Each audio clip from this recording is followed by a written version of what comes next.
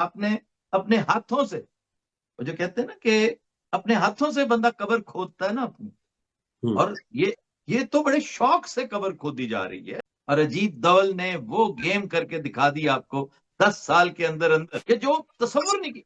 इन्होंने यह बेहुदा किस्म की स्टेटमेंट जो है वो इशू की है, और ये इतनी बेहुदा स्टेटमेंट है कि उसके जवाब में पार्लियामेंट के अंदर मजाक उड़ाया जा रहा है इस वक्त, और जाहिर बात है इसके कॉन्सिक्वेंसेज होंगे।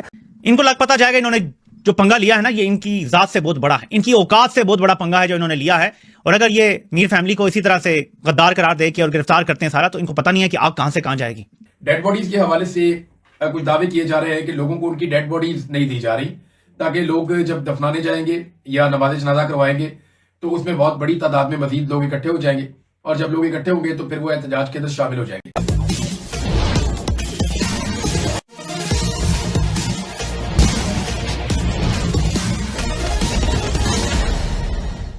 इनको लग पता जाएगा इन्होंने जो पंगा लिया है ना, ये इनकी जात से बहुत बड़ा है, इनकी औकात से बहुत बड़ा पंगा है जो इन्होंने लिया है। और अगर ये मीर फैमिली को इसी तरह से गद्दार करार दे के और गिरफ्तार करते हैं सारा, तो इनको पता नहीं है कि आग कहां से कहां जाएगी। हम पंजाबियों की तरह बुज़दिल लोग नहीं है वो। उन्होंने भारत के मजालिम अपने खानदानों पर मकबूजा कश्मीर में होते देखे हैं, और उन्होंने उनसे हिम्मत पकड़ी हुई है कि डट के कैसे खड़े होना होता है। यहां के लोग भी खड़े हो जाएंगे। और फिर जो सबसे बड़ी चीज आप बोल रहे हैं, यूरोप में, बरतानिया, अमेरिका में कश्मीरी बहुत ज्यादा हैं, खासतौर पे बरतानिया में बहुत ज्यादा हैं आजाद कश्मीर के लोग। ये ऐसा माहौल यहां खड़ा करेंगे कि आर्मी स्टैब्लिशमेंट को भी, फिर क्योंकि आपको पता है कि आर्मी स्टैब्लिशमेंट का बड़ा अहम गढ़ है लंदन, और इनकी आवाजें बहुत तगड़ी हैं। मैं आपको ये बता रहा हूं, आप लोग पछताएंगे, आपने गलत लोगों से पंगा ले लिया, आपने इनको इकट्ठा कर दिया। जस्ते वाहिद हैं ये दुनिया में, जहां भी होते हैं ये आजाद कश्मीर की नुमाइंदगी करते हैं, ये हमेशा वहां के हकूक की बात करते हैं। तो आप लोग खुले आम जब इस तरह की हरकतें करेंगे तो वो खड़े हो जाएंगे हाथ में हाथ मिला के, और आपको बड़ा टफ टाइम मिलने वाला है। हम पंजाबी तो डर गए, सहम गए आपके कत्लो गारत से। ये लोग तो आप कत्ल करते जाएंगे, इनकी तादाद बढ़ती जाएगी। वही जो हमारी एक्सपेक्टेशन थी कि हम पंजाबी भी कभी इतने बहादुर होंगे कि एक मरेगा तो हम में वो हिम्मत नहीं है, लेकिन उनमें है। उनका आप एक शहीद करेंगे, दूसरा उसकी जगह लेने आ जाएगा, दूसरा करेंगे, तीसरा आ जाएगा, और ये जंग आपको बड़ी महंगी पड़ेगी। वो बुनियादी चीजें मांग रहे हैं आप, उनके चंद मुतालबात हैं, वो पूरे कर दो, बात खत्म करो। तो इसलिए मेरे पाकिस्तानियों, ये चीज जो है ये इनके लिए गले का फंदा बनेगी। ये जितनी मर्जी कार्रवाइयां डाल लें। कि कश्मीरी क्या कह रहे हैं, कश्मीर बनेगा खुद मुख्तार।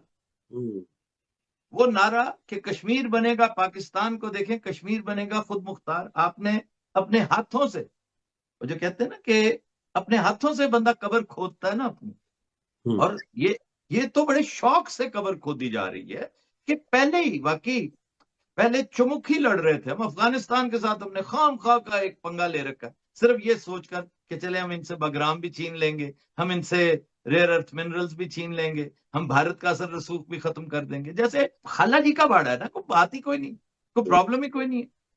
इसी तरह आपने बीएलए का बुरा हशर किया, और अजीत दवल ने वो गेम करके दिखा दी आपको 10 साल के अंदर अंदर कि जो तसव्वुर नहीं की। इतने से बलोच हैं, इतने से। एक वक्त था कि इंडियंस मायूसी का इजहार करते थे कि जी हम वहां पर कैसे रखना करें, कैसे तहरीक चलवाएं, जैसे खालिस्तान की यहाँ पे चल रही है, नक्सलाइट्स की चल रही है, जैसे माओइस्ट्स की चल रही है, जैसे साउथ में एक चला करती थी तामिल्स की, और तामिल्स की सपोर्ट के साथ ये सारा सिलसिला चल। तो इनको हम कैसे करें, ये तो है ही मुट्ठी भर। वो देखिए उसने मुट्ठी भर लोगों को कैसे इनके खिलाफ, और ये उसकी लियाकत और अहलियत सानवी है। हमारी नाअहली, हमारी बदनीयती, लालच और नाकबत अंदेशी, ये सरे फहरिस्त है। नई नस्ल है ना जो ज़ॉम्बीज की तरह इधर उधर देख रही है कि ये हो क्या रहा है हमारे साथ, और आप सिर्फ इसके फट पड़ने का इंतजार कर रहे हैं। इस लावे ने जब इरप्ट करना है तो फिर मसाइल होंगे। लेकिन अब देखिएगा, ये पांचवी इन्होंने पंचमुखी होगी ना, शचमुखी होगी, जब ये इंडिया जो इस सारे मामले को ऑर्केस्ट्रेट कर रहा है मुख्तलिफ तरीकों से, और इसमें कोई शक नहीं, वो आपका दुश्मन है, उसने करना ही है। हम भी तो पहले करते रहे ना, हम तो अब भी। लेकिन हमारे अंदर चूंकि किसी, यार कोई फील्ड देखें, कोई फील्ड ऐसा। और आज के दिन में ये काफिले गुजरेंगे रावलाकोट से। रावलाकोट से गुजरना इनके लिए बहुत बड़ा चैलेंज होगा, क्योंकि रावलाकोट एक ऐसा इलाका है जहां पे पूरा फोकस किया था पाकिस्तान की एस्टेब्लिशमेंट ने। देखिए, जब वो ये सोचते हैं, प्लान करते हैं, तो वो फौजी नुक्ता नजर से प्लान करते हैं। उन्हें आइडिया था कि अगर रावलाकोट को रोक लिया और रावलाकोट में इस एहतजाज को खत्म कर दिया गया तो फिर यह एहतजाज दम तोड़ जाएगा। इसीलिए रावला कोर्ट के ऊपर 3-4 दिन से अटैक किया गया। रावला कोर्ट के जो मेन सीनियर रहनुमा थे जॉइंट अवामी एक्शन कमेटी के, उमर नजीर कश्मीरी, उन्हें भी गोलियां लगी। उनके एक साथी हैं वो शहीद भी हो गए, शाहजेब कश्मीरी, और उनके अलावा और भी कुछ लोग जो है वह जख्मी हुए। बाद में गोली चली, एक बहुत बड़ा क्रैकडाउन हुआ। उस क्रैकडाउन के अंदर भी बताया गया कि दर्जनों लोगों को गोलियां लगी हैं, बहुत सारे लोग शहीद भी हुए हैं, और पुलिस एहलकार, सिक्योरिटी फोर्सेस के लोग भी वहां पे शहीद हुए। तो रावला कोर्ट को एक ऐसा पॉइंट बनाया गया कि जहां पे हर हाल में इस तहरीक को खत्म किया जाएगा। अब आज के दिन में रावला कोर्ट से अवाम की बहुत बड़ी तादाद में कश्मीरियों ने गुजरना है। अगर वो ये रुकावट अबूर कर देते हैं तो फिर उसके बाद बाग है। और याद रखिएगा, बाग में सिर्फ ये लोग नहीं जाएंगे, बाग में और तरफ से भी लोग आएंगे, और बाग से जो इज्तिमा इकट्ठा होगा वो बहुत बड़ा होगा। दावा किया जा रहा है कि वहां पे 2 लाख तक लोग भी इकट्ठे हो सकते हैं। अगर आप गिनती में गिने और आप 2 लाख लोगों की तादाद को और स्ट्रेंथ को समझें तो ये बहुत बड़ी तादाद होती है लोगों की। लोग तो 50-60 हजार भी इकट्ठे हो जाएं तो सरकार के लिए मुसीबत बन जाती है। बहरहाल ये काफिला लगातार बड़ा होता चला जा रहा है, इसके अंदर लोग शामिल होते चले जा रहे हैं। मुख्तलिफ यूनियन काउंसिल से, मुख्तलिफ हल्कों से, मुख्तलिफ इलाकों से अवामी एहतजाज इसके अंदर शामिल होता चला जा रहा है। कोटली जो है वहां पे पूरी कोशिश की गई, वहां पे गोली भी बहुत चली, वहां पे लोग जाँ बहक भी हुए, सिक्योरिटी वाले भी बहुत जख्मी हुए, एक खातून वहां पे जाँ बहक हो गई। उनके अलावा कुछ और उसके बारे में वाकया ये बताया जाता है कि 4 डेड बॉडीज लाई गई थी DHQ हॉस्पिटल में। वहां पे जब मकामी लोग पहुंचे, कुछ जख्मी भी थे, उन्हें खून देने के लिए, और उससे पहले कुछ लोग वैसे भी रूटीन में आए हुए थे अस्पताल में, तो अस्पताल को सिक्योरिटी फोर्सेज ने घेर दिया और वहां दोबारा लड़ाई शुरू हो गई। और वहां जब दोबारा फायरिंग हुई तो उसमें एक खातून समेत 3 लोग मजीद वहां पे शहीद हो गए। तो टोटल बाद में जब पता चला शाम को तो 8 डेड बॉडीज अस्पताल के अंदर मौजूद थी। तो ये इंतहाई अफसोसनाक सूरत हाल थी। एक डॉक्टर थे, वो अपनी छत पे खड़े हुए थे, नौजवान डॉक्टर बिल्कुल, और एक गोली आई, उन्हें लगी और वो भी शहीद हो गए। अब बहुत सारे नौजवानों की तस्वीरें सामने आ रही है, उनकी वीडियो सामने आ रही है, और बताया जा रहा है कि ये फलां जगह पे ये लोग शहीद हुए हैं। डेड बॉडीज के हवाले से कुछ दावे किए जा रहे हैं कि लोगों को उनकी डेड बॉडीज नहीं दी जा रही, ताकि लोग जब दफनाने जाएंगे या नमाज जनाजा करवाएंगे तो उसमें बहुत बड़ी तादाद में मजीद लोग इकट्ठे हो जाएंगे, और जब लोग इकट्ठे होंगे तो फिर वो एहतजाज के अंदर शामिल हो जाएंगे। कश्मीर को लेके यहाँ पे इस वक्त डिस्कशन चल रही है, और पाकिस्तान के फॉरेन ऑफिस ने एक इंतहाई बेहुदा किस्म की जो है हरकत की है। उन्होंने मेंबर पार्लियामेंट्स को बराह रास्त झूठा करार देने की कोशिश की है। बरतानिया के उन मेंबर पार्लियामेंट्स को जिनको ISI के ज़रिए इन्फ्लुएंस किया जाता है, जिनको ISI के ज़रिए जो है वो दबाया या उनको किसी एक मकसद के तहत जो है वो पाकिस्तान की लॉबिंग के लिए इस्तेमाल किया जाता है, और आज कश्मीरियों के जरिए इस्तेमाल किया जाता है। और आज उन्हीं कश्मीरियों के हक के अंदर वो जब बोले हैं तो पाकिस्तान का जो फॉरेन ऑफिस है, ये आपको नजर आ रहा होगा यहाँ पे, इन्होंने यह बेहुदा किस्म की स्टेटमेंट जो है वो इशू की है।